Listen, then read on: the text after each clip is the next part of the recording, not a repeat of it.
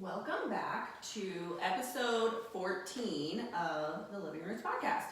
So, keeping with our kind of spring theme, we wanted to talk about raising backyard chickens. So, we get a lot of questions on the Living Roots page. I know that Stacey gets questions on her personal page of chickens and like what do you feed them and what do you do with them and just we get a ton of questions and it's like Tractor Supply, like chick season, and so I think a lot of people are kind of jumping on like wanting to, this is like an easy thing to get your feet wet in as far as like homesteading or just like adding a little something extra to make yourself self-sufficient. So we decided to dedicate a whole episode to this, and I'm pretty excited because we're in the process of getting chickens. Yay! So it's very applicable to the season of life that we're in right now too.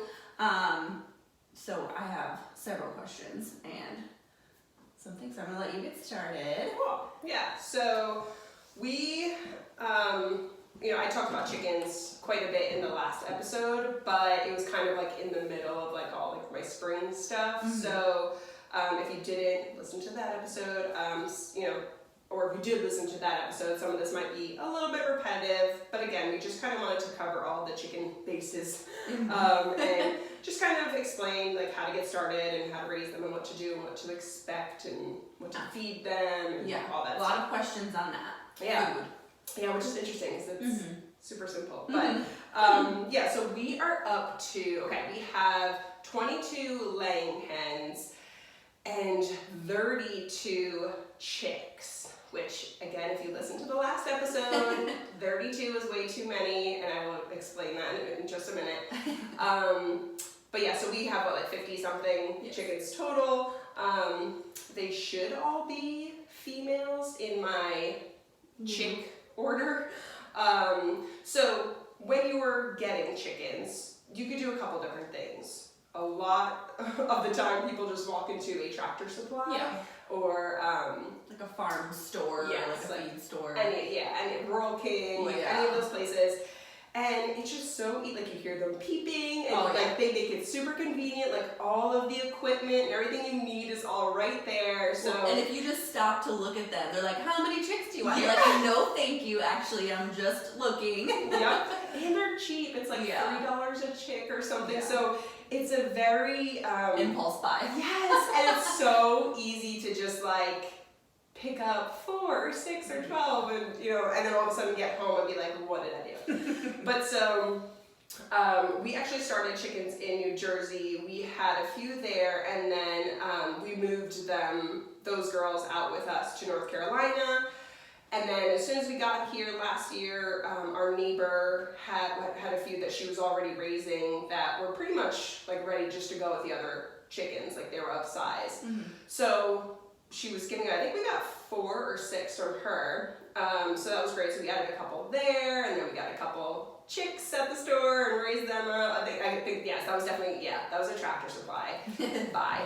Travis was like, why I was on the phone with him, he's like, why don't I hear chicks? I'm like, I don't know, that's weird. But so we got a few Tractor Supply chicks, and then this year we added the 32 chicks from a hatchery. So these ones we had mailed in, and they were from a hatchery. The only reason I got more is because all of our chickens right now lay brown eggs, and I wanted blue and green eggs. They do not taste different, they don't have different nutrient values, nothing at all. They're just prettier, and that's why I wanted them. I only wanted 12, but for this specific hatchery, in order to mail these chicks, the minimum was 30. So we talked about last time, it wouldn't be the last episode, like the second, the one before that. If you find that there's a minimum, maybe like go in with a friend. Yes. So instead of you having 30, you have like 15 each, or go in with like 2 other friends and like divvy them up. Because I get the concept of like wanting to keep them safe, and it's like easier to ship them that way, but like maybe you don't need 30 chickens. 30 at once is a lot. But yeah, so I was just like, okay, sure, whatever, pull the trigger, and we have 30. They actually they sent a couple extra just in case. I guess some didn't make it, which is not uncommon. If you do get chicks, they're like a couple of days old and they're just so fragile. Yeah. So don't beat yourself up if you get, chicks, whether you can get them mailed in or you go to Tractor Supply. It's not uncommon to lose a couple. I mean, if you're losing like half of them or more, like then that's excessive and you might be doing something wrong. But 1 or 2 here and there at like a day and 2 days old, that's normal. That's common. Even if you walk into a Tractor Supply, sometimes you see like a dead chick in the bottom of the brooder. It just happens. But so I suggest getting anywhere between like 6 and 12 every time you add chickens. I, now knowing better, would never do, I'm not going to deviate from my own plan ever again. 30 is too many. But, adding that many is nice because, chickens only lay for a certain amount, eggs for a certain amount of years, and they only live for a certain amount of years. So it's not uncommon, like every year or every other year, to kind of add here and there. You might lose some to predators throughout the year. Again, like they're pretty solid, but like you're gonna lose some here and there. It's just they're not like the strongest animal out there. So it's not uncommon to add, but having a small flock is just really good because disease, like you're less likely to spread anything or get anything.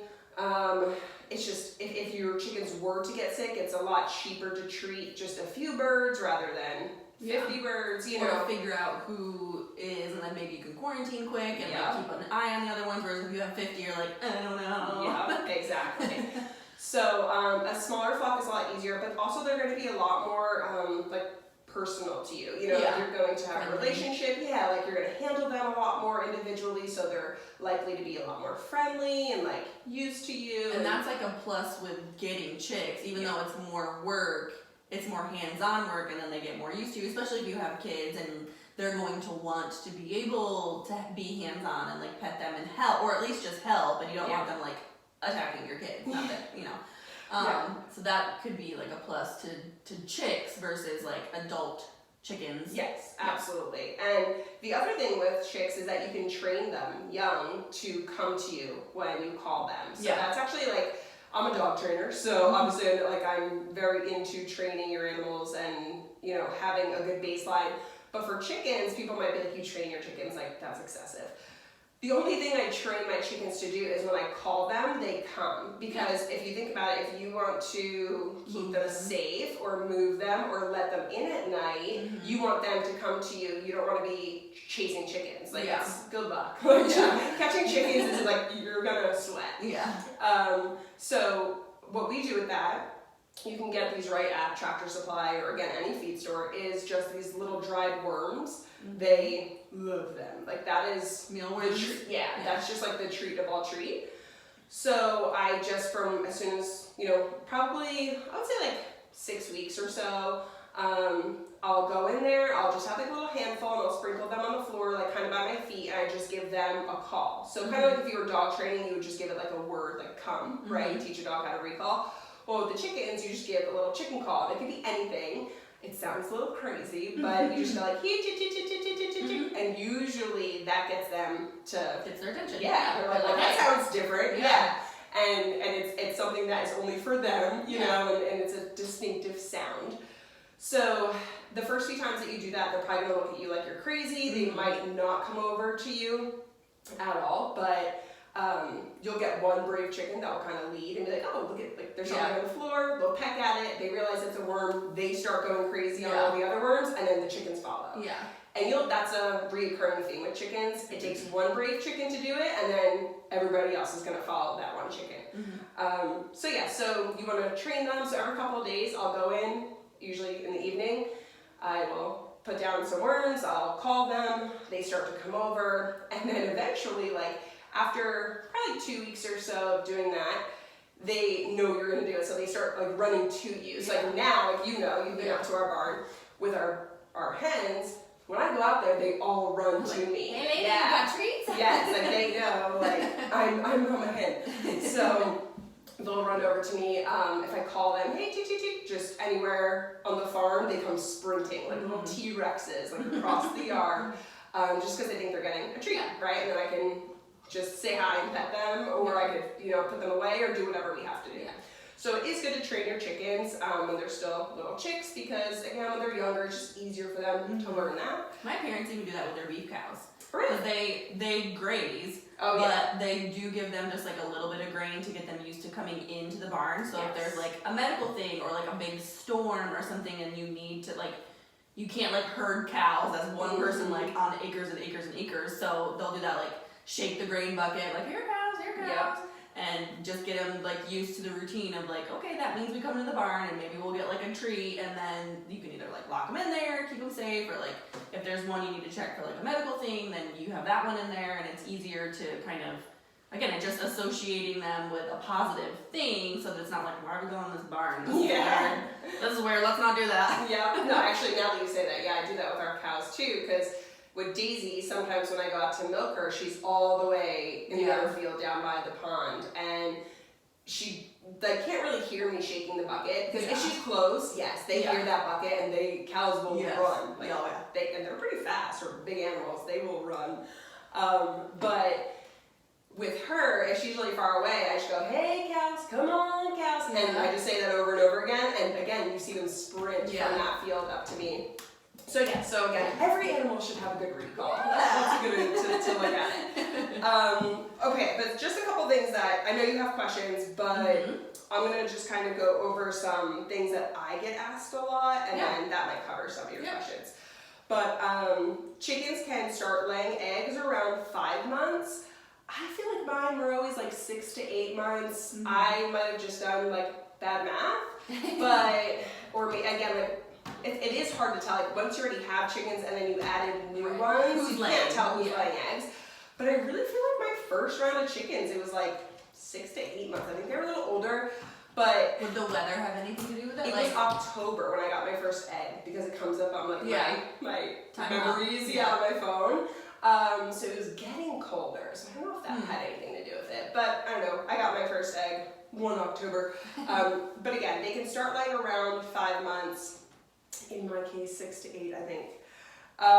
And then chickens will not lay 1 egg a day for the most part. That's usually what people think, is that if you get a chicken, if I get 6 chickens, I'm going to get 6 eggs a day. And that's just not true, because it takes 24 to 26 hours for them to create a whole new egg. Yeah. And then they just need, either they're sleeping or they're eating, or they need time and energy just to pop it out, right? It's not just like a constant thing. So you might get 2 eggs in a row, 2 days, but then maybe day 3 or day 4, no egg, right? And if you have more than 1 chicken, which is 99% of the time you get more than 1, it's hard to tell who's laying which eggs, right? They don't like pick a box and stick to it. So like, you're really not gonna know. It is hard to do your math, but chickens typically lay anywhere from like 180 to 250 eggs on average per year. It just depends on the breed of chicken. So every chicken's different. Like, you're gonna get high producers, you're gonna get low producers, you're gonna get chickens that lay white eggs or brown eggs or blue or green or pink, all these things. So if you're looking for, the most eggs out of that chicken, like if that's your primary goal, which a lot of times it is, you're going to want to look for a higher producing breed, and that's just a simple Google search. You can just just type that in there, and you're going to find tons of stuff on different chickens. So let's see. So as far as food, because I know that that's going to be a question, we just go to Tractor Supply. Like, I would love to be like, oh, I support this, local store here and there that does X, Y, and Z. I found it really hard to find any local stores around here that have organic chicken feed. Yeah. And that constantly have it in stock. Like, I found a couple places that have organic feed. It is a lot more expensive, but to me, I'm like, okay, it's worth it. Right. It's really good food. But the problem there was that it wasn't always in stock. And I was like, well, I need feed today. And they're like, well, we're going to make more because they make it themselves. And we're going to make more. It'll be ready on Thursday. I'm like, well, it's Monday. I'm like, my chickens need to eat. And you don't want to be, just kind of like with any animal, you don't want to be switching food just cold turkey all the time. It could just mess with their stomachs.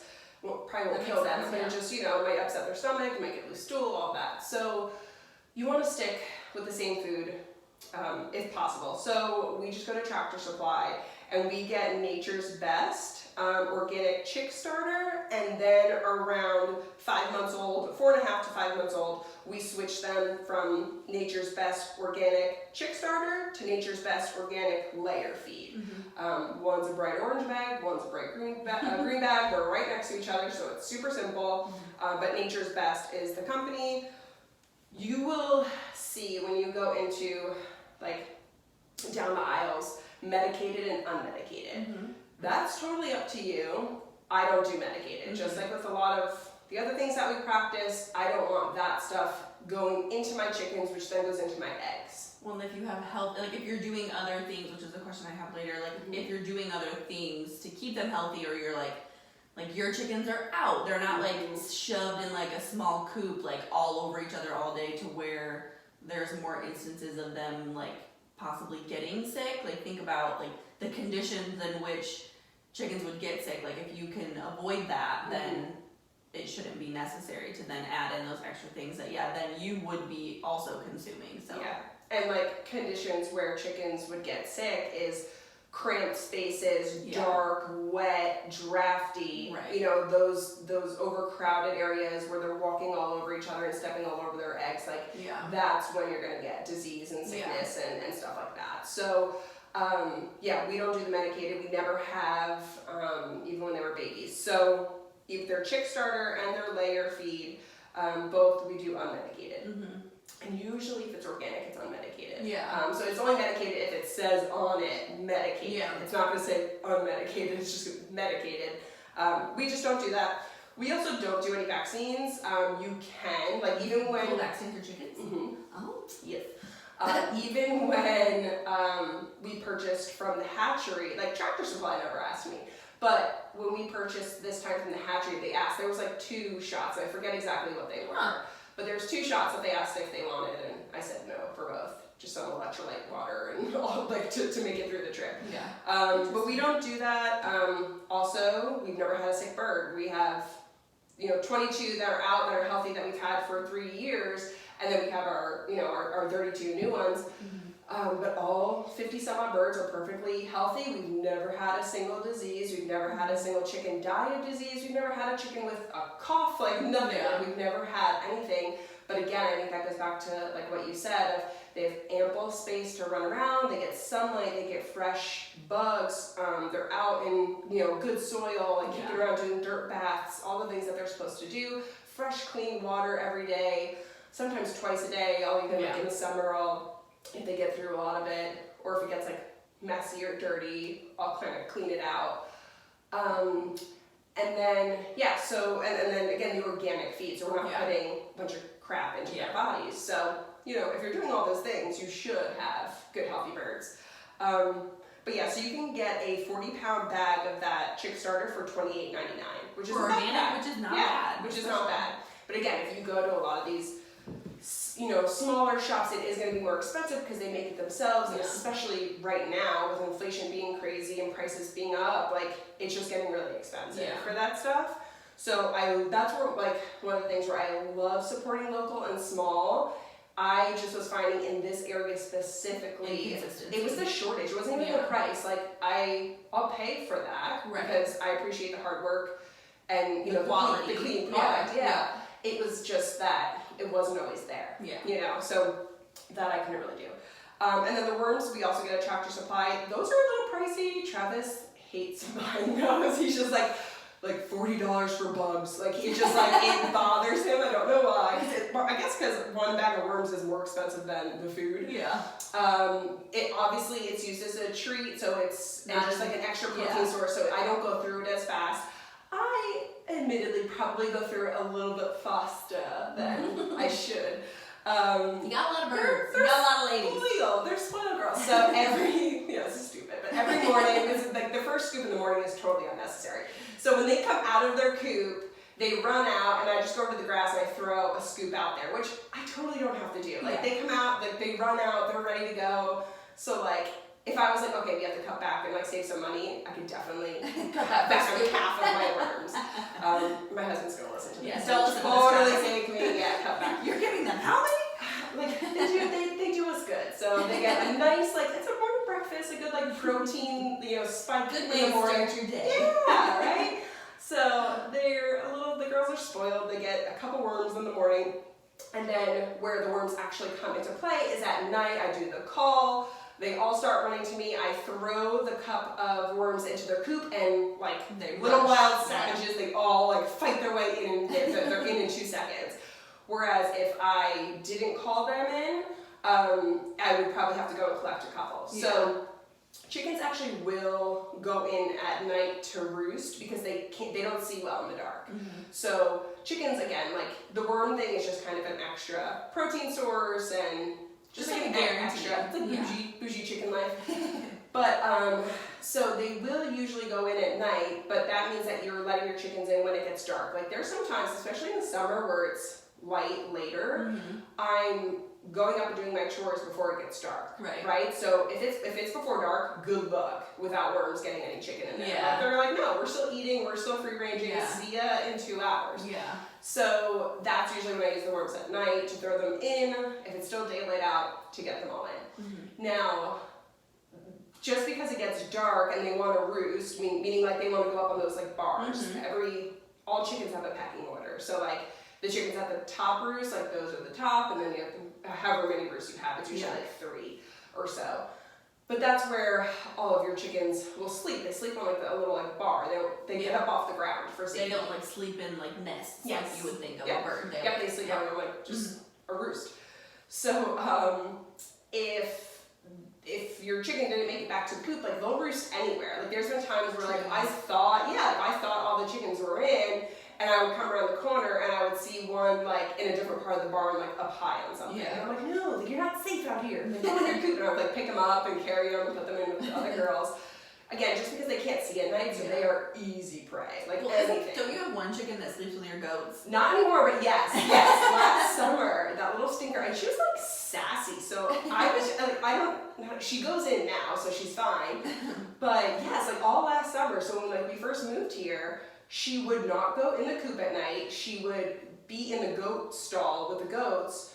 And anytime I'd go to try to catch her, she would like peck at me, and she was just like wild. So like I remember one night I was just like, good luck. Like, this is on you. And then for weeks, like I never even attempted to get her in. She would just be out there.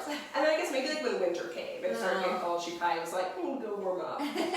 Yeah, so I didn't win that battle. She kind of just won it for me. But yeah, so the food is really all you need. People do like scratch and like corn and like all this extra stuff. It's super unnecessary. If you have a good food to put in their little feeder, you're perfectly fine. You don't need worms, you don't need anything extra. The worms I just do again as a treat, as a training tool, and that's just like an extra protein source. Yeah. Especially in the winter. Like in the summer, in the spring, I can taper off. Like I'll do like a half a cup. Yeah. Because they're getting like the bugs and the worms and all the things that are like out. Yeah. Yeah. But in the winter, I definitely make sure they get those 2 scoops. But again, not necessary, just what I like to do. Don't listen, Travis. Yeah. Close your ears. Not that episode for you. Close your ears. Do you want to ask any questions before I keep going? Because I don't want to like accidentally answer them all. Well, I did have what to look for or avoid in feed, which you kind of covered, like medicated versus non-medicated. Like that's your personal preference. You could do like soy or not soy. Yeah. You can get picky with it or not. That's really up to you.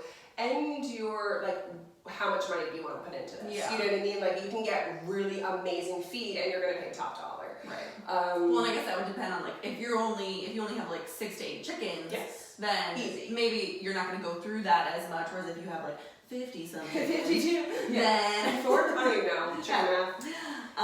But no, I mean again the nature's best organic, like that is a really good feed, and Tractor usually always has it. Yeah. I mean, at least the ones by us. Okay. So that was a question. Do you have a favorite brand? So Nature's Plus.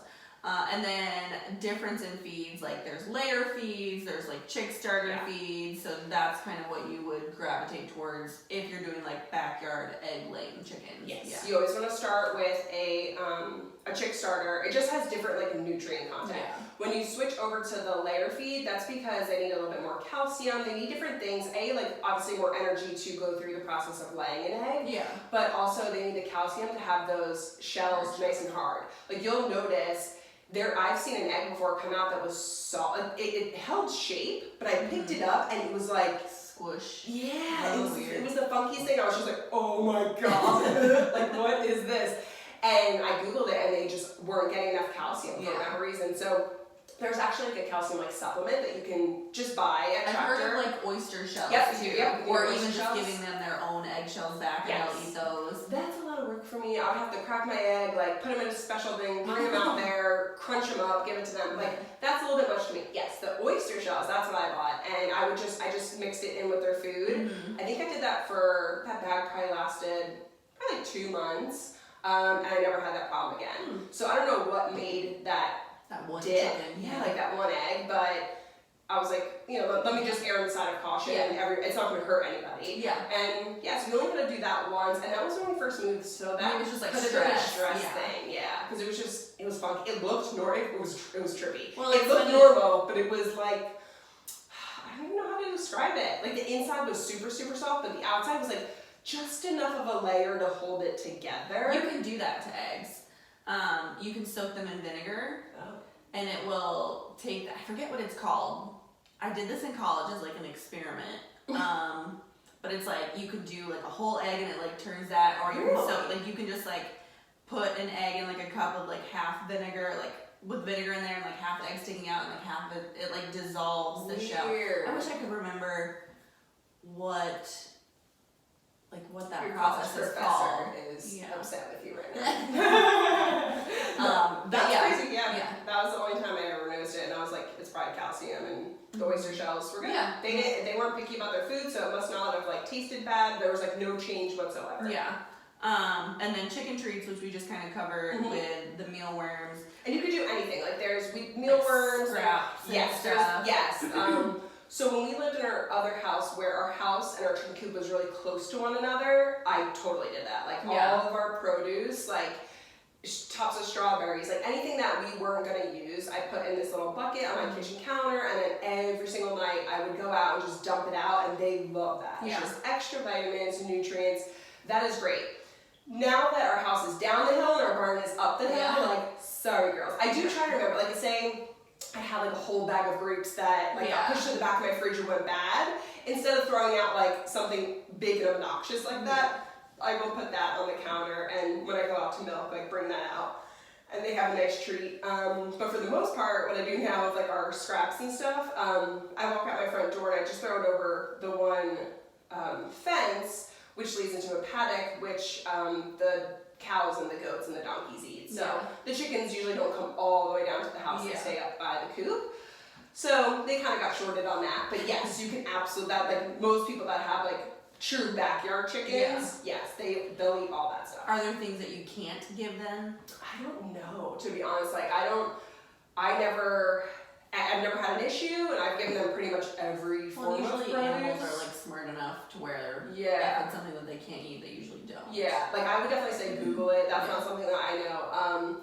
But again, I've never had an issue. And like again, when we had the garden, I used to throw, if I didn't get to it in time, it went right in with the chickens. So they've had a ton, and I've even seen people just like purposely like rigging up to where it's like half of a watermelon or like an orange or an apple, or they like put it on a string and they like hang it so that it doesn't like just get smushed, like they step all over it, and then it's just like a fun like a little kebab. Yeah.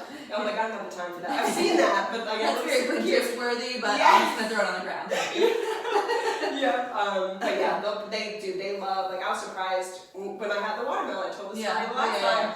I grew watermelons last year in my garden, and I cut them open, and every single one was white inside, like not a single touch of pink. So I didn't eat them because I didn't know what went wrong, but I gave them to the chickens, and they went to town. I just cut it in half, whole watermelon, just cut it in half once, and then just the entire inside they would eat. And then the goats, we had goats at the time, so they would come over, and once all that middle was gone, they would eat the outside. That's so funny. Let's see. So, any extra things that you do to keep them healthy? So like we're in the process of like getting chickens, and so Nick is like YouTubing and like doing all this research, and there's a account that we found that we really like that I'll link in the show notes. It's called Oak Abode. Okay. But they have a YouTube channel that has a ton of information. Like this lady has a ton. So that's like a good, if you are visual or you need like coop ideas or like, I don't know. But she has like, she's like the chicken lady. And so that's a really cool channel that we've just kind of been looking at like some of their things. But she was saying she used to do this, but it was like unnecessary and like too much, and so she like stopped doing it. But putting like apple cider vinegar in their water, and I've heard of like oregano or like other things to just kind of, but she said the same thing. She's like, I have healthy chickens, and so until I have an issue, like I was doing, she's like, my first year of having chickens, I did like all the extra things, and then I realized that like maybe I didn't need to do all those things. So you can do them, but depending on like the level of crazy chicken that you want to be, or if something comes up, like you said, like you don't normally give them like extra calcium, like oyster shells and stuff, but if the need arises, then that's like something that you can do. Yeah, so we do apple cider vinegar. You do? In water, yeah. What is it, the Briggs, is that what it's called? Bragg's, yeah. With the mother. That's yeah, like with the mother, yeah. So that, again, organic, so clean, comes by in the a glass way, bottle. you can get like huge Oh, yeah. bottles at Food Matters in Morganton. Oh, Morganton? Yeah. Nice, I usually get them just online, but Yeah. perfect. Yes. Another reason to go. Love that Sorry, Trev. yeah. He always sees that comes up and he's like, darn it. But yeah, so I actually do that in all of our farm animals' water. So it goes in the 4 chicken waters now that we have. How much do you A like? splash. Just like I a splash, never like measure. yeah. Like I remember when I first, again, same thing with her, like when I first got into it, I think it's like a teaspoon per like I don't know, but there was a math. I don't know. Not happening. So it's just a bloop, little drop. Plug. Yep, just turn it on. Bloop. When it makes that sound, you reach the limit. Just a splash in all of their waters, and then I also do that in my goat water and the water that is out for the cows and doggies. Cool. Everybody gets it because it just keeps a good, healthy gut. Yeah. And as we know, that controls pretty much all of your health. So that is where we want to. So that's like a little extra thing you can do that's not expensive. Yeah. That can help. And they don't seem to mind the taste like that. Like I remember when I first did it, I was like, oh, they might not drink it because like it smells different right away. And I was just like, I wouldn't want it. I don't want that in my water. Just because it's bitter, it's sour. But not a single, not a single animal cares. I remember, I don't do it. You can do it in dog's water, but I don't do it in my dog's water. But I've heard a lot of raw, clients that I had that did raw feeding, they would put it in their dog's water. I remember I tried it, my dogs wouldn't drink water. So they were picky because they didn't like the taste. And I remember looking at that and being like, I totally get it. Me too. I would be like, We tried. I will kill myself first. I'm not going to drink the water because it was 3 days. They were like, we're not touching it. So the farm animals, they all get it. My dogs do not get it just by choice. But I think for cats, it's not good. So I remember I was a little worried. Cats are finicky, they're weird. Things that you can usually do for most animals. Cats are hard pass all day. Yep. So I remember. So we had Bobby. She always goes out to the barn, and I was actually worried. She went over to one of the chicken waters and stuck her head in. I was like, and she sniffed it. And I just wanted to see what she would do, and she walked away. So I was like, okay, good, you kind of know. So yeah, if you have outdoor cats, that might be something you would want to watch or consider. Be aware of. Yeah, but for everything else, it's actually beneficial for them. So yeah, we do that. Do you do anything else extra? No. No, I'm thinking about. Yes, we do. We do. Diatomaceous earth. Okay, yeah. So for mites and stuff. Yeah, and again, we've never had mites or fleas or any of the things that any animal can get, at least that we've ever noticed. We've never seen anything. We've never had a treat for it or anything like that. We do that in all of the barn animals. I just mix, you can measure that out. I just take some in my hand, throw it in, and mix the whole thing up, and then pour it into the food bins that we store everything in. You just put it in there. Right into their food, yeah.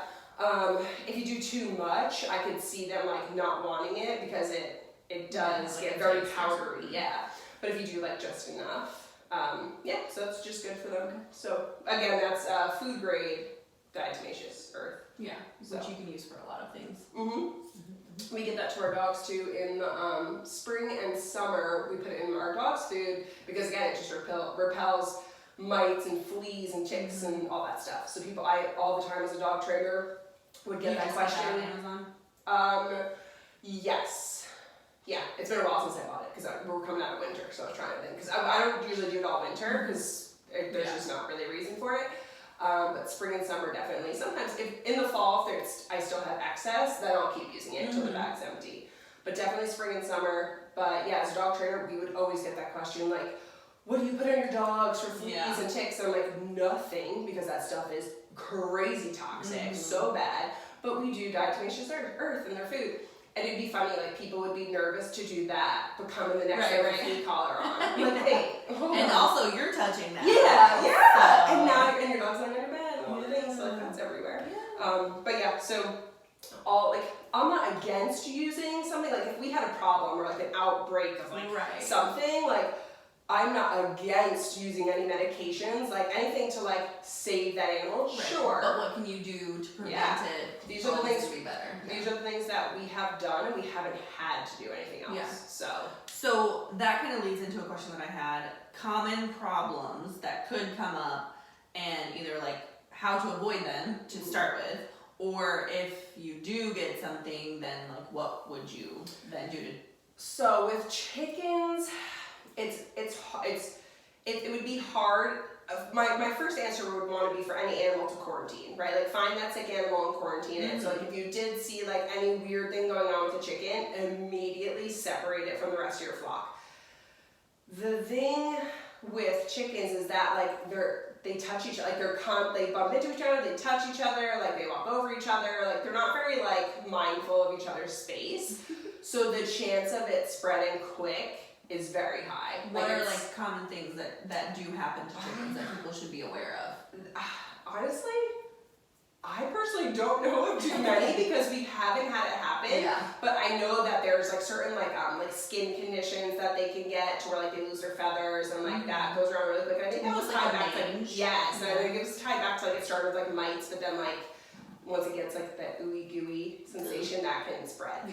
But isn't that where like they'll like chickens naturally do like dirt baths where they kind of scoop down into like the dirt and they're like fluffing their feathers and they're like putting dirt and like sand and stuff in their feathers that kind of like keeps them clean, which using dirt to keep you clean sounds kind of productive. It's weird, right? Like a dirt bath. It sounds strange. Yeah, Travis loves that because when they bury down, they dig like a little hole and they bury down and they just kind of like fluff dirt all over themselves, which doesn't really make them look dirty. Like I mean, maybe like some of the white chickens you can tell for a little bit, but it does. It just like kind of cleans off their feathers and like gets everything out. But it leaves like a little, not like a hole, but like a divot. Yeah, like a little crater. Poor Travis is just like, they're ruining the lawn. But yeah, so they will do that, and that's totally normal. Going back to like the disease, respiratory, I would say would be a very quick spreading thing. Just again, because like you put them all to sleep in one semi-tight space, and again, like they're just all over each other and drinking the same water. And again, I think because like it's not like a dog or a cat where you have like 1 or 2 or 3. It's like you usually have like 6 or more, so things can spread fast. But yeah, like respiratory diseases and stuff like that, those would be like. I would probably be most worried about that spreading because I've heard like it's kind of hard to bring them back for that if you don't catch it. Kind of like with any respiratory in anything, if you don't catch it soon enough, it's really hard to bring back. But if you're keeping like a healthy flock and you're doing all these things that we talked about, then coop, like a clean coop, I would say would be like my #1 thing because just so quickly that poop is going to add up. Like they roost, but then they poop all night long too. So like. That's where like you're going to see most of your poop is right under the roost, but then you're also going to see it in the rest of the coop because they walk around, right? We do wood chips in our coop, so it's really easy. We just scoop them out, put them in the back of the quad, bring them down and put it into our compost pile. But some people do like straw and things like that. Straw for me, I just felt was like a little bit harder to clean up. Just a little more like less scoopable. It was a little more of like a hassle. I think the chips were just so easy to throw out and they're so easy to clean up. Even purchasing a bag of chips is like more convenient than purchasing a bale of straw because then it's gonna get all over my car. It's just like It's just a little more convenient. It might be cheaper to do straw, but again, I just get the chips from Tractor Supply. Yeah. But I do have actually straw in with the baby chicks right now, just because we had extra and I didn't have chips when we put them outside that day, so I was like, here, and I just threw that in. So I'm dreading cleaning that out. Yeah. But have you heard of the deep litter method? yeah, don't do it. Oh, Nick is like very into it. No? No. Okay, so this Oakabode lady does deep litter, and he's like, you only have to clean your coop 2 or 3 times a year. So, and you'll want to shoot yourself in the face 2 times a year. So I say don't do it because we've done it. So Okay. I call it the lazy farmer method, Uh-huh. which I was so for. Like when I started animals, I was like, I'm a lazy farmer and I love it. Like work smarter, not harder. So, yes. You Nick, don't have you're to. disappointed. No, backtrack. I just saved you 2 days a year where you're going to want to kill yourself.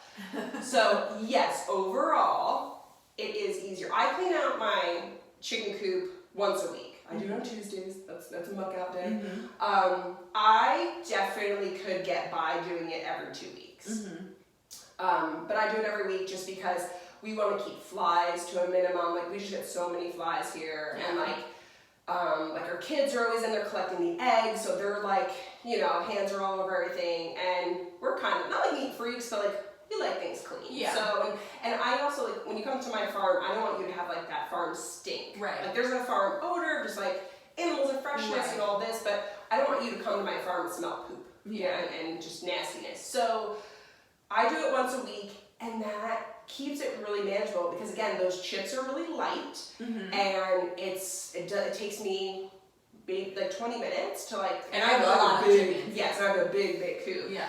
So to scoop all that out, to get it down to the compost, to, you know, dump it off, to come back up, to lay out the new chips, probably about 20 minutes. Not hard at all. Not stinky, not nasty, right? Just like fresh air, just, you know, get it done.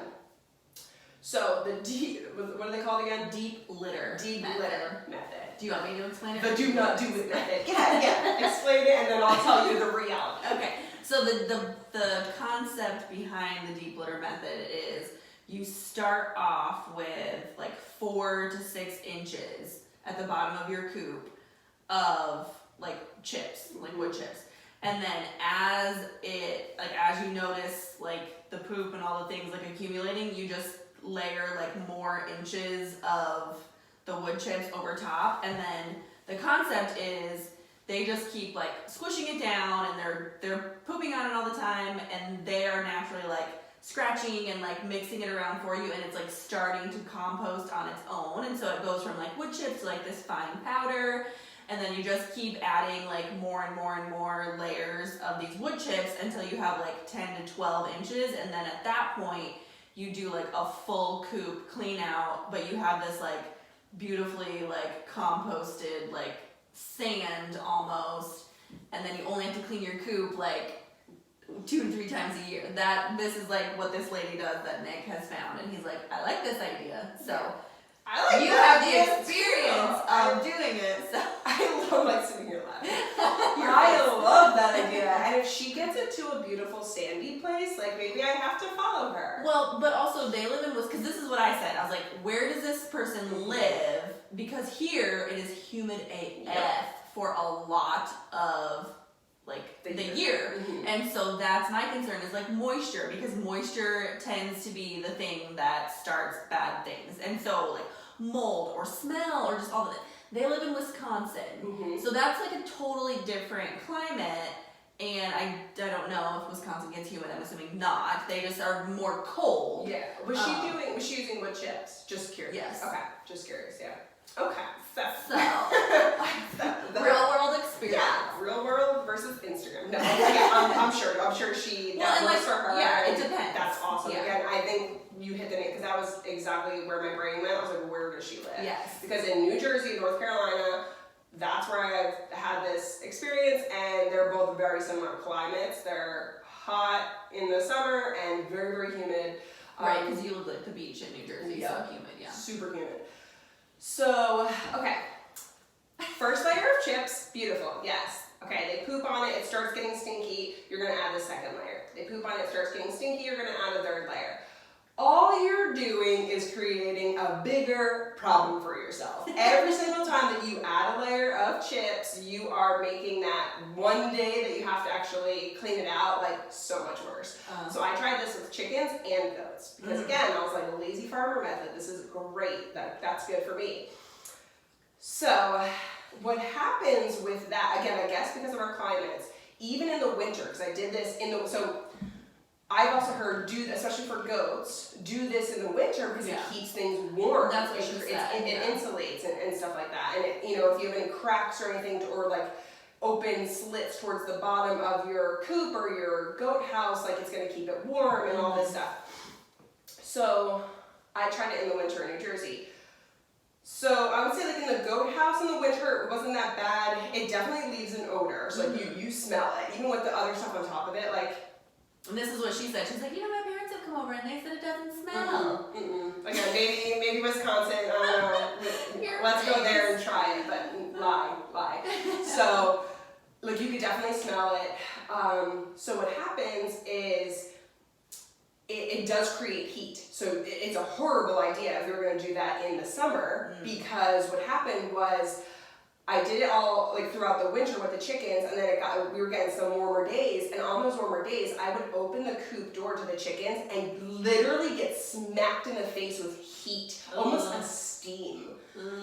This wet, funky, hot, like the walls looked a little wet, like everything just looked wet. The chips themselves were wet, even though they were pretty fresh. That's gross. Everything was wet because when things decompose, it does steam. It does look like it's on fire a little bit. Like it gets that stuff. So like you're creating a lot of moisture in the air. Yeah. And in New Jersey and North Carolina, you already have moisture in the air. You don't need more.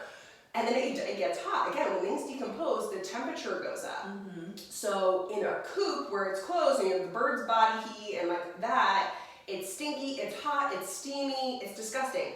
And it gets wet. So when you go, that's what I was saying, like how did she get it to a sand consistency? Like maybe she adds something, I don't know, that I was missing, but on those days, like twice a year, was horrible. Like think about the worst CrossFit exercise you ever did. Like so less like sand, more cement is what I'm kind of thinking. Plaster. Yeah. Plaster would be a good word. Yeah. It's thick and it's heavy as hell. And then it's hot and it's steamy and it stinks. Like especially like as you get to those lower levels. Yeah. It's like in the goat side, it definitely would decompose a lot better. Decompose? Is that the word? Or break down? Or it would compost like a lot better. Like at the bottom of the goats, it was actual like black, it looked like black soil. So it did its job. It really didn't break down. That didn't happen in chickens. It was always just like, it kind of turned into like this like mucky, wet. Well, like, and chicken poop is different than like goat it's a lot more watery. Yeah. So I feel like it did a little bit better in the chicken or in the goat area, but the goats I also use straw, not chips. So I don't know if that like added to it. But yes, on the bottom we did have a nice compost layer. And then obviously the top was just the straw still on the goat side, but the stink and the heat, goats weren't as bad because there wasn't as many and it was a bigger space, so it wasn't as sticky and wet. The chicken coop, no freaking way. Like if I was gonna do it with any animal, I would do it with the goats again. Yeah. But I probably won't just because the amount of work, like it took hours for me to get, so after just the heaviness and your back screaming, and you loading up, like think of how, like if you're doing a wheelbarrow, like think of how many trips you're gonna take, or if you're loading up at like the back of your trailer, like every time you bought that bag of chips, it's still in there, right? So it's a lot, like it's a lot of stuff that you're moving out. But when you now get to the bottom layer, you have to wash out that coop because that is sticky, black, nasty, goopy, hot, steamy. Well, and wouldn't that, like I'm just thinking now, like wouldn't that end up just like rotting the bottom? Yes, the wood. Yeah. Yes, absolutely. And that was what like we saw happen was like the one little area just looked like a little like it was only a season, so it wasn't bad, but I could see it was just it stayed darker. And I was like, if we did that every year, that's gonna rot that wood for sure. And you're just gonna have like your coop's just gonna bottom out. Apart. Yeah, exactly. Because it's wet for half the year or a year or however long you're doing it. For me, it was that, I'll never forget opening that door that one day and this wet steam, and I kind of had like my mouth open, I don't know why, I was just like walking out there, and I swear, I was like, it's in my mouth, it's in my, like gagged, I was like, ugh, like just like I went inside and I showered. I was like, it's in my nose hairs. Like I still It's for like in now. days. Yeah, for days later, I was like, I wonder what this is doing to my system. It was Speaking of respiratory yeah. problems. I was like, I think I got it. I got the bird flu. It was really nasty. So can you do that? Yes. Probably if you're in Wisconsin, because do that there. Because again, sand did not happen in North Carolina and New Jersey.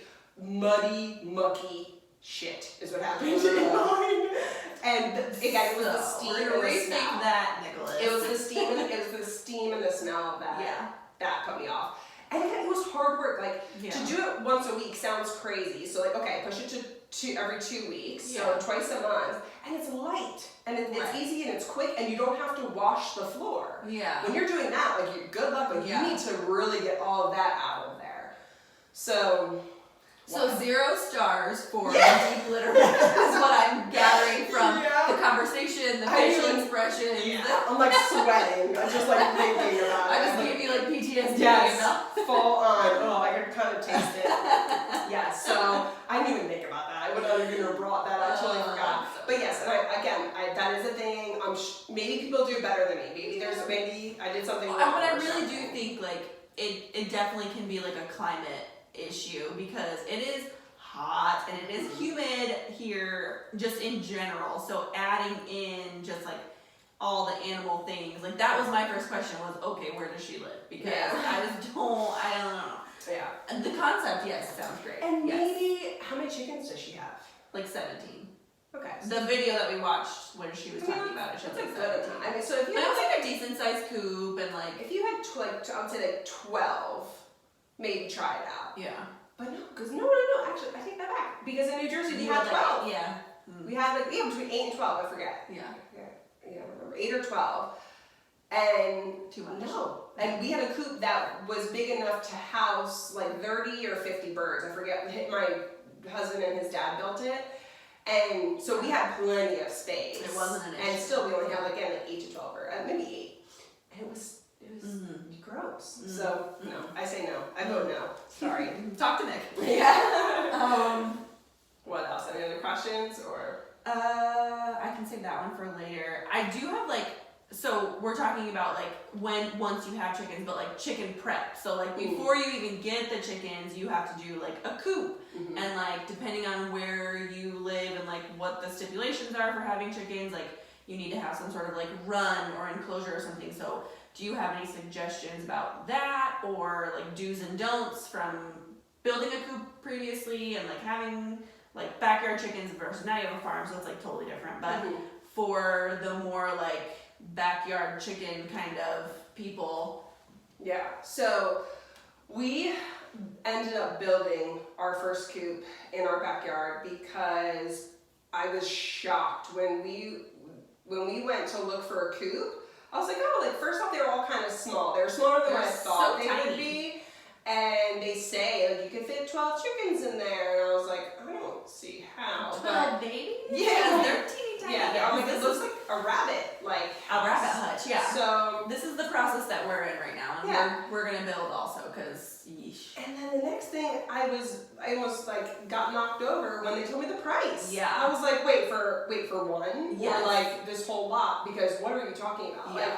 Like $500, $600 for, and that's on the low end, for these tiny little things with like a square foot of like an outdoor area. I'm like, what are you talking about? 12 chickens. Yeah. Stacked on top of each other, side by side, yeah. I'm like, this is wild. So we ended up, well, not we, I did not.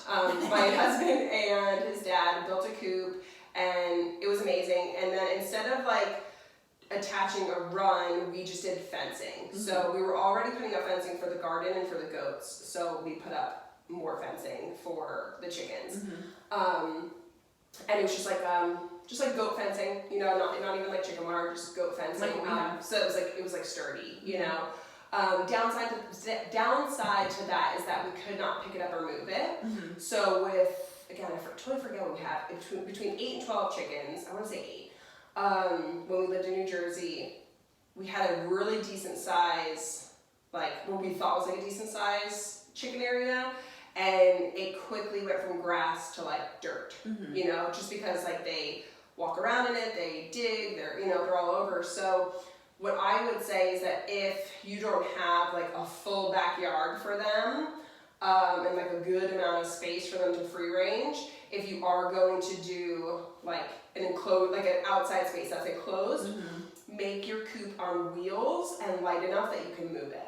Or just know that whatever you do, like closing for them, is not going to be yard anymore. It's not going to be grass. Yeah. It's just going to go to mud, which isn't bad because they can do like their dirt baths. And and they get the worms and everything else, so it's not bad. The thing that I don't love about it is that it just like obviously when it rains and it's muddy, like they're wet, more like their feet are in, instead of just being like on grass, it's just like you're in mud. And I didn't like the way the mud part, or not mud, like the dirt part looked. Yeah. So that I was surprised because I didn't think that would happen, but yeah, I would build a coop or like an area or whatever where it was on wheels and I could move it so it's light enough. I've heard of a lot of people who build things and they put it on wheels, but it's way too heavy for them to move like by themselves, or they need help or whatever the case may be. So just kind of keep that in mind. But yeah, they need like a good amount of space in order to not have, like we had an acre. If we would have let them in that yard, they would have been fine. That yard would not have been dirt.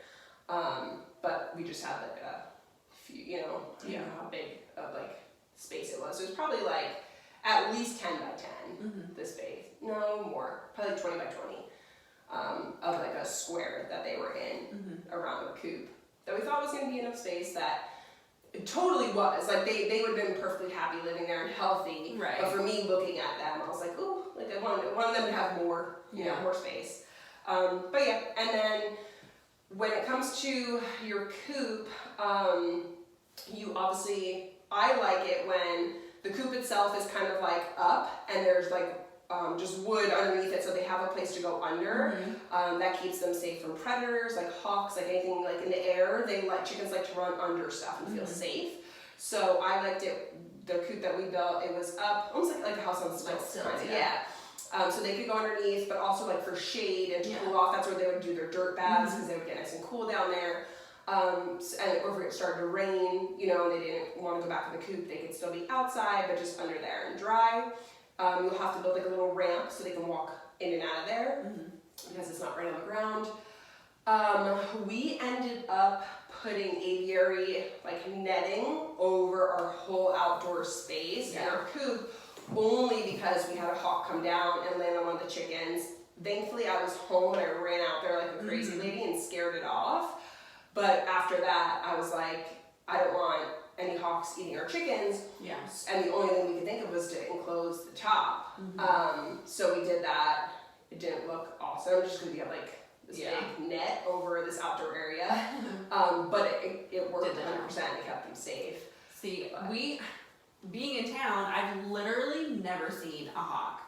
And now that we're like talking about getting chickens, I was outside the stage yesterday and there was a freaking hawk. Well, it's like when like you never like think about a blue car, but then like you're considering getting a blue car, and then you see a blue car everywhere. Like there's probably always there. You just never. I don't know, because like the crows that we usually have, and we have like those big like buzzards, but they just eat dead things. They wouldn't like kill a chicken.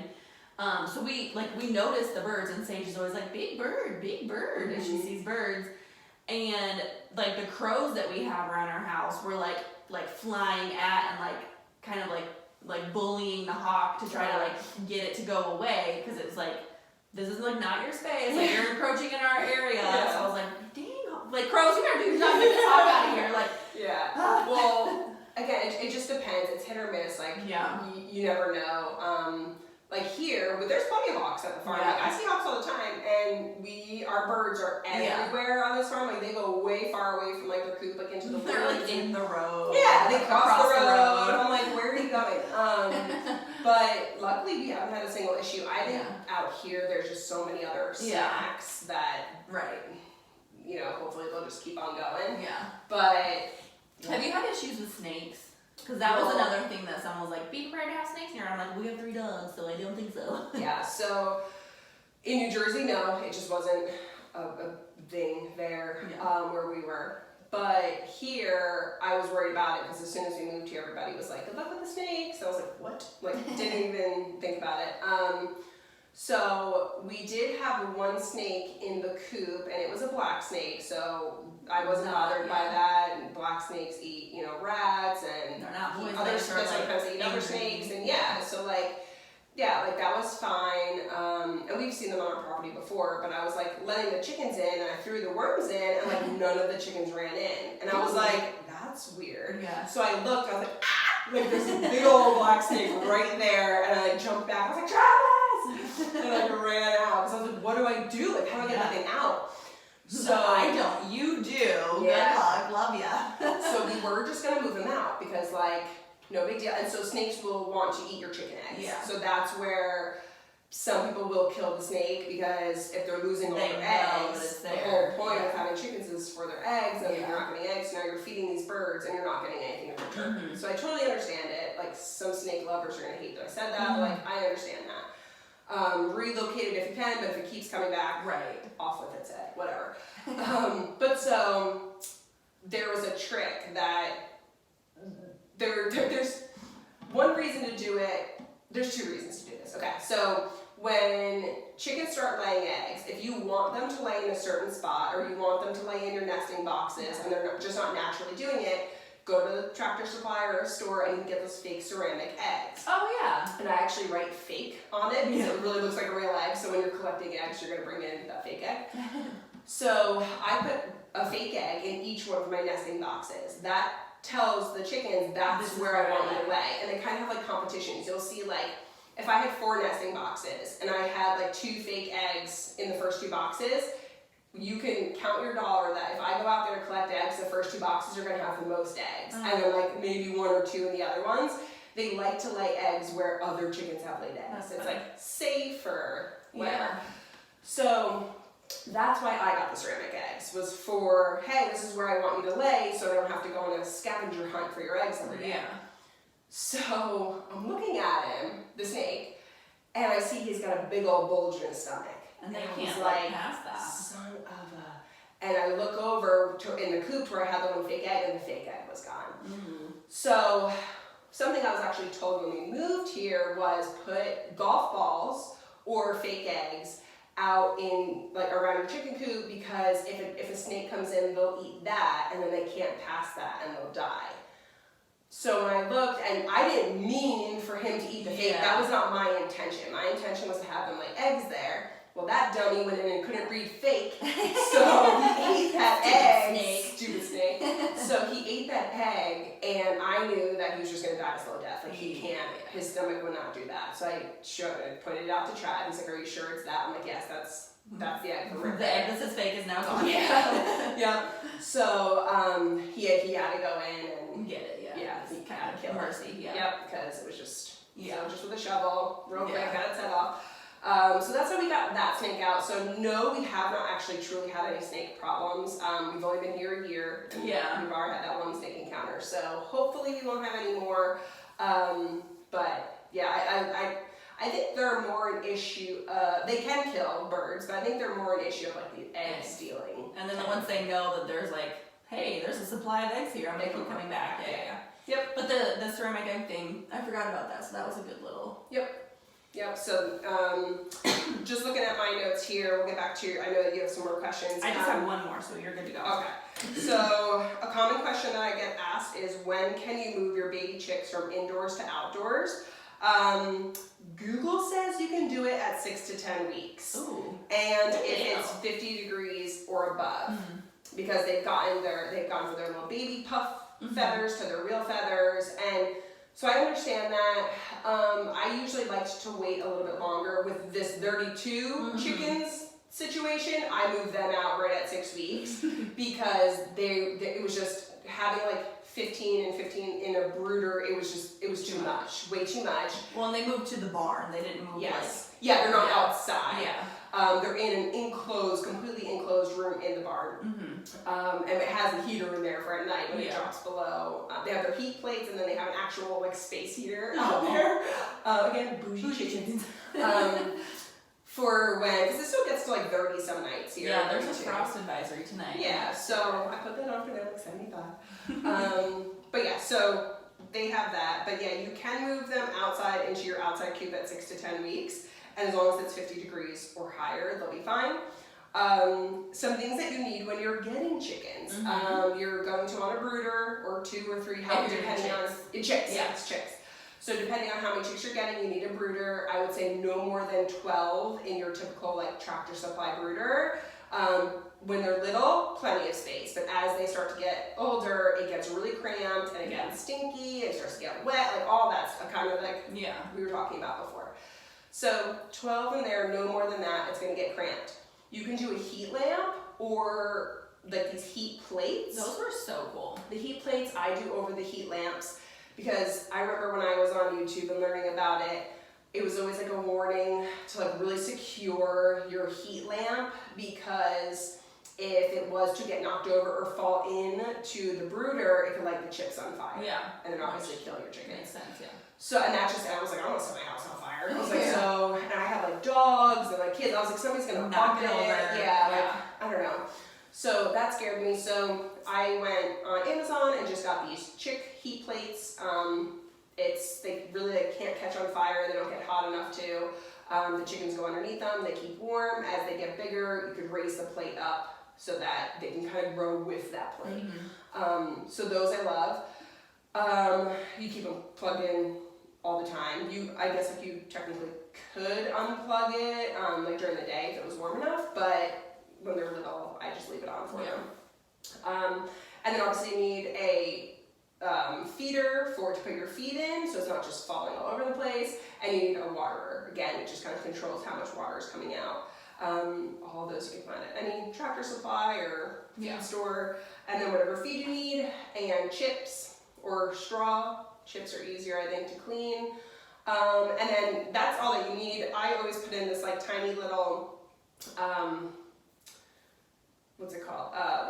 Like kind of like this little like roost. So it has like 3 little wooden like poles like for them to kind of start like roosting on at night. Chicks don't need that. It's just kind of like, I know that that's how they like to play and then start to establish like their pecking order. So I just go on like Etsy and would, have somebody like local or whatever, make like local, like in the US, make that.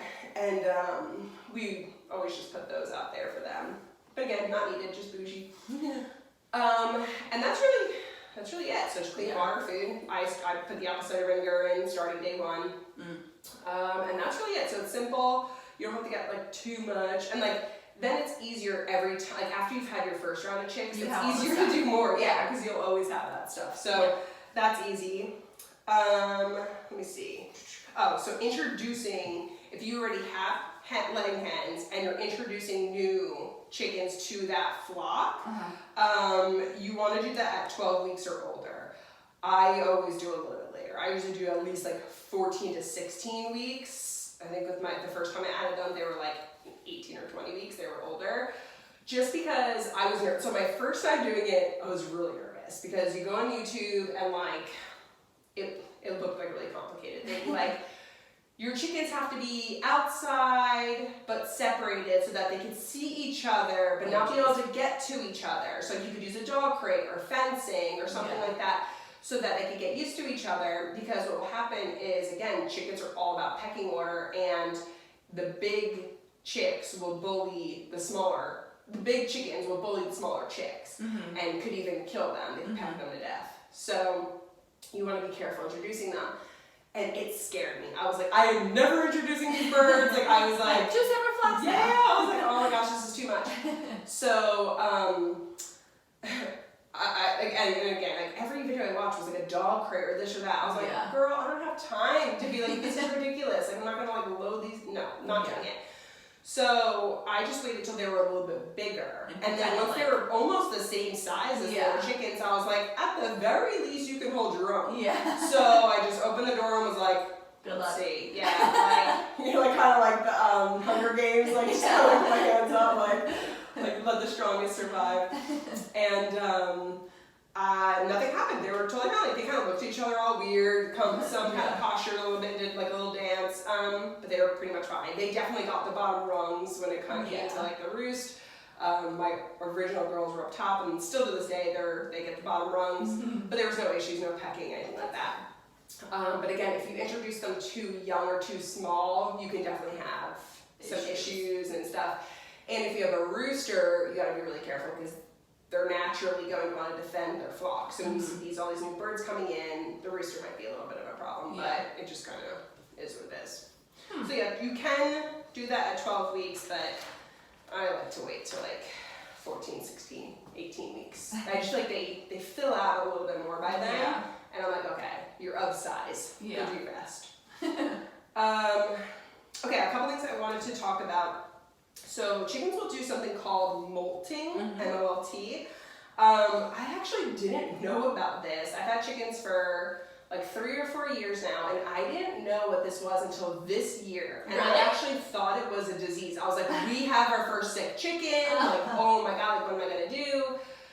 And I remember like sending pictures, like my friends being like, what is this? What happened to the chicken? I thought maybe it got attacked. I wasn't sure what happened, but I had just one chicken that this fall that she looked like she was losing her feathers. So I thought it was some kind of like mite or like mange or something.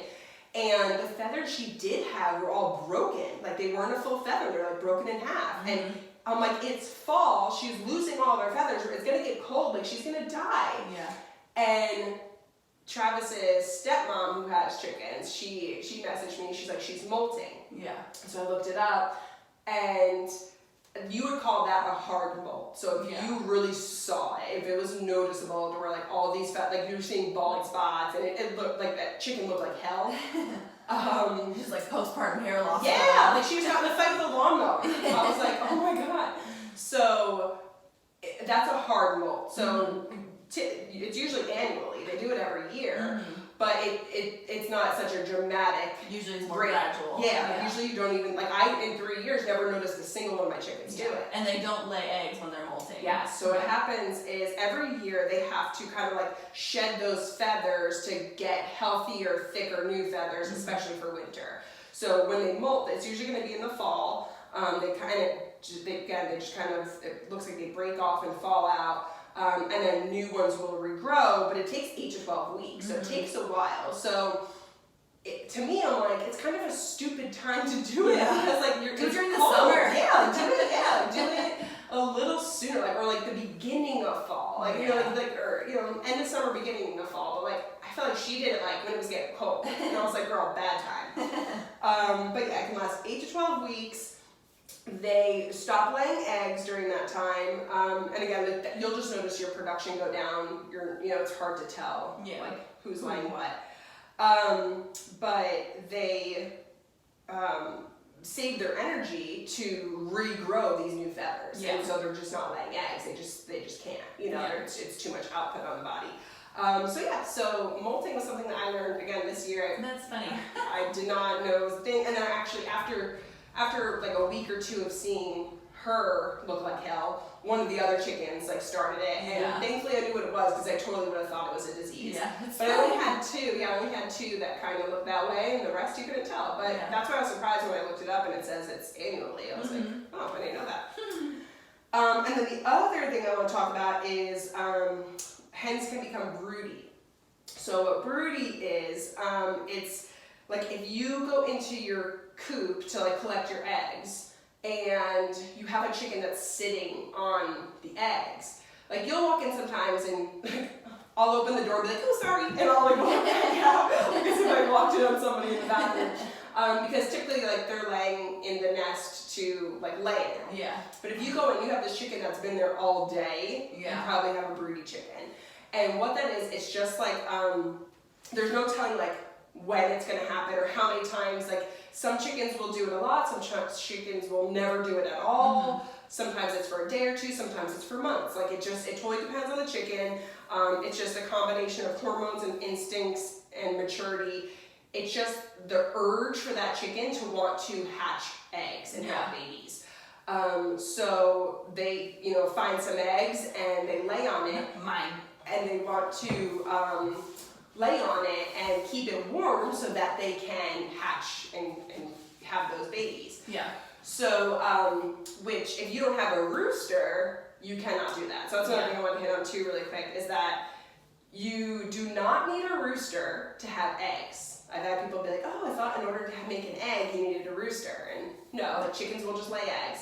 but you need a rooster for your chicken to lay fertile eggs. To have chicks. Yes. Yeah. So if you have a broody chicken sitting on your eggs, but you have no rooster, she's just wasting her time. Yeah. She doesn't know that, but nothing's ever going to hatch, so there's nothing in there. And sometimes you'll go in and they make these crazy sounds. Like I had one broody chicken that was nasty, and one broody chicken that I have actually right now, who's just super sweet. She just moves when I move her. So you'll go in to collect the eggs, and a broody chicken's not going to get up and move. So you're going to have to like just take your hands and pick up that chicken and move it over. And hopefully she's nice. Yeah. So, but they make like a like this crazy like chicken noises. And the one I have right now, like she's super sweet. I just pick her up and I move her over and collect the eggs. And I always feel like so bad. I'm like, sorry, like you just want to be a mom. I get it, but like not today. So I'll collect those eggs, and those eggs are perfectly safe and fine to eat. But in New Jersey, yeah, right here, this is fake. It's gonna be your baby.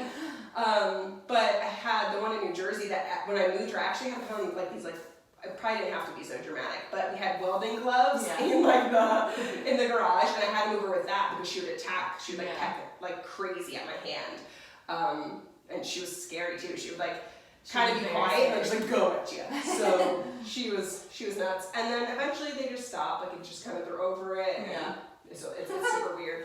But yeah, so those like broody and molting, like you might see those words come up and be like, what the heck is that? Yeah. But yeah, I have some questions that I had gotten from Instagram. What do you have? So I did forget one. Do you have a favorite chicken breed? Or does it just depend on what color eggs you're looking for, or like whatever, what you want your chicken to look like? Right now I love all the new chicks because I know they're gonna lay blue and green eggs. But not really. Americanas are great because they're typically friendly.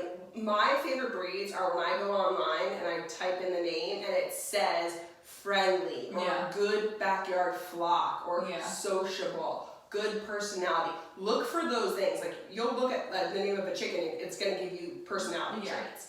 Look for ones that say friendly. Yeah. And typically like at the top of the list. Like I don't want friendly or sociable or good for a backyard flock to be like the last thing. Yeah. Because that just means like you're kind of friendly. Yeah. You can kind of be a brat. I would like friendly and sociable to be one of my first traits. Yeah. That's how I went about picking my first flock. My second flock I was gifted from a neighbor. We don't even know what the heck they are. I don't even know everything that we have. I know we have Americanas, Rhode Island Reds. I don't even remember. We have like 6 different kinds. But every single one of them that we chose, aside from the 4 black ones that we were gifted, I chose based on personality trait. Yeah. The blue and green egg ones I obviously chose because of the egg color, but I looked them up and they also said friendly in there. And then the black ones, again, we don't know what they are. They were gifted to us, but they're super sweet. Like they're kind of timid, they're a little more shy, but like so sweet. So we lucked out with them. But if you're if you have just like a big space and you're not going to be handling them a bunch, like, and you don't care, go for like egg production or whatever, you know. But when you have a family and kids, you want nice chickens. Yeah. And the more you handle them when they're young, the nicer they're going to be when they're older. Just because they're more socialized. Yeah. So. Okay. And then we did have one at Bark Invites USA wants to know, because this is like a specific question, so this is for you. How many chickens would you suggest for a first-time chicken owner on only a half acre of property? 6. That's I would do.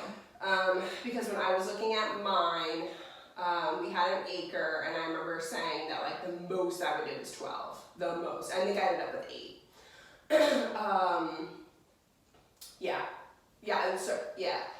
So because you want to have enough, but you don't want to have like an excessive amount. Anything less than like 4. I mean, if you're like just like a single person, like that might be a good amount of eggs for you. But if there's 2 or more people in the house, you want at least 6. Yeah. But if you're like a first-time chicken owner and everything, do 6, because you could always go, if you have a half an acre, you could always go probably again up to 8 to 12.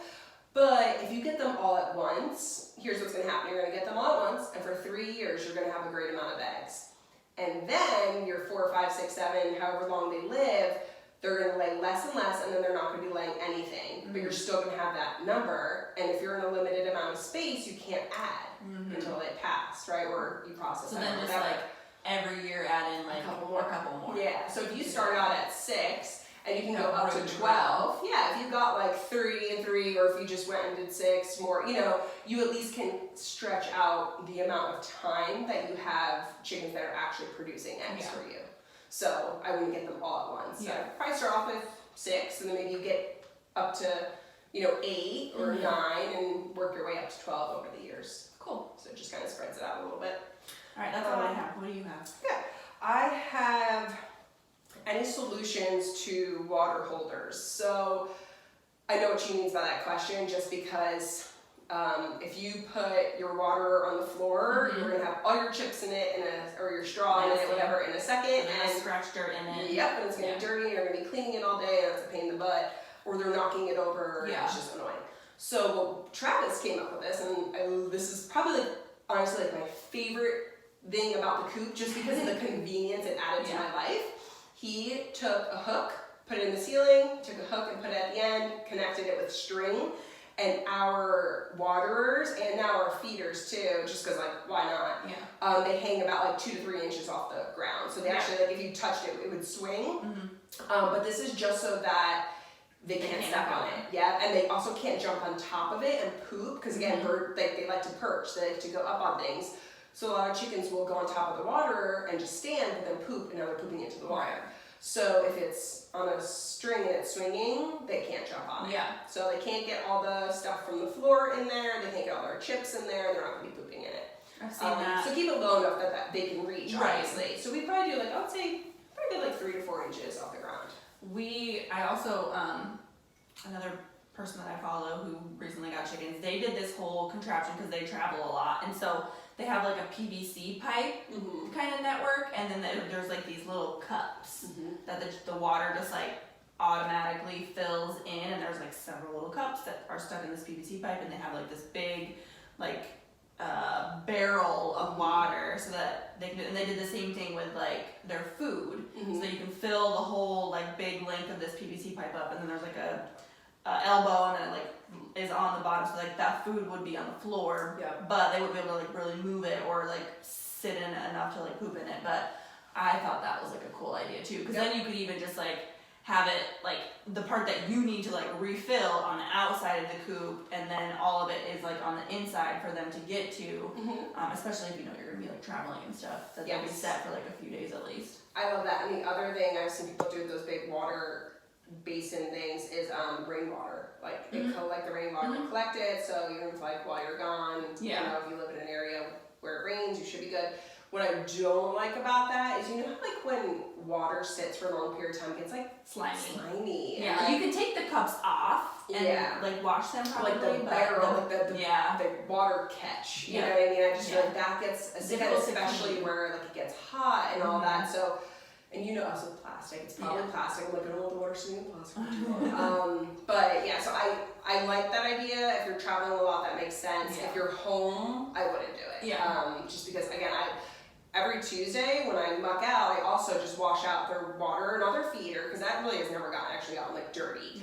But their water, and even every Tuesday, is a little slimy. So that's once a week. And it's small, and water's not constantly in it, it goes down. So I can only imagine how slimy the bigger ones can get.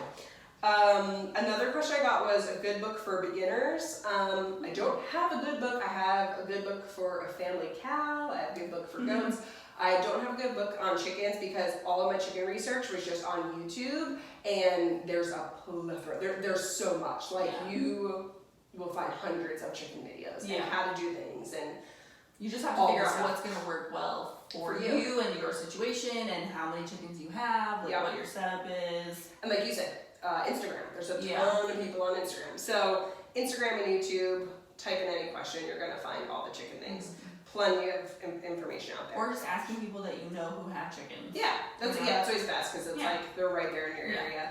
The other one was type of feed, nature's best, just like I said before. Tips for keeping free rangers safe. That's my last question. And that just goes back to, we had to do the aviary netting in New Jersey because of the hawk problem. Here, we don't have that issue because there is so much space and so much area for them to like go under and hide. But we do have donkeys, so we, you could get livestock protection, whether that's Great Pyrenees or donkeys or whatever you want to put out there, as long as they don't eat the chickens. I've heard plenty of horror stories of, chickens were getting killed by hawks. So they got livestock guardian dogs, but then the livestock guardian dogs ate all the chickens, so that's why I went with donkeys, because I just didn't want any more dogs. We already have our house dogs. I didn't want more dogs.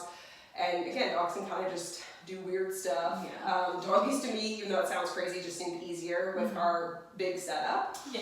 The only thing with donkeys is, and I've said this to you before, is that they don't protect from above, meaning if something is approaching on the ground, they're going to approach them, sound the alarm, and try to chase them off. Mm-hmm.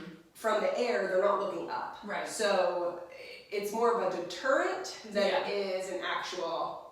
And I'm sure that maybe if a hawk did scoop down and was making a lot of noise, they might be alarmed to that, because now that's on the floor, so now they might go over. So it really depends, but I think they help us just because we have had zero issues here since we've had the donkeys. And you have a bobcat on your trail cam, so it's not like the issue isn't around, it's just... We have predators for sure. Yeah. We have possum, raccoon, snakes, bobcat, everything. So we have them, but we're just not running into an issue. Yeah. It could be the donkeys. The other thing I have is this little strobe light type of a thing. I wish I remember the name of it. I got it on Amazon. It just, every now and then randomly will light up, and sometimes it's white or red or blue, and it just goes off. It's just battery powered. I change it every 6 months, and it just goes off randomly. I put it right outside the coop at night, just because it will look like somebody or something is in there, right? Lighting there's things motion. Up. Yeah. So that typically will keep things away. Mm-hmm. I also leave a lot of lights in my barn on at night. Mm-hmm. So I will leave not the inside coop light on, but the outside of the coop. I'll leave that light on, just as a little bit of a deterrent. And we shut them in and we lock them in at night. Mm-hmm. We don't have an open door. Yeah, nothing like that. Always close them in. I think that's pretty much it for what we do for chickens are pretty easy, I think. They're easy. They're an easy step into, whatever. Yeah, they're easy keepers. Yeah. They're not, feed them and give them water every day, clean them out often, and you're good to go. That's pretty much it. But yeah, so I think that's everything that I can think of on chickens. If you guys do have any other questions, let us know. But that's pretty much all we got for you. We will see you guys next week. Did you hit? Yeah. I know. I was I don't have a topic yet. That was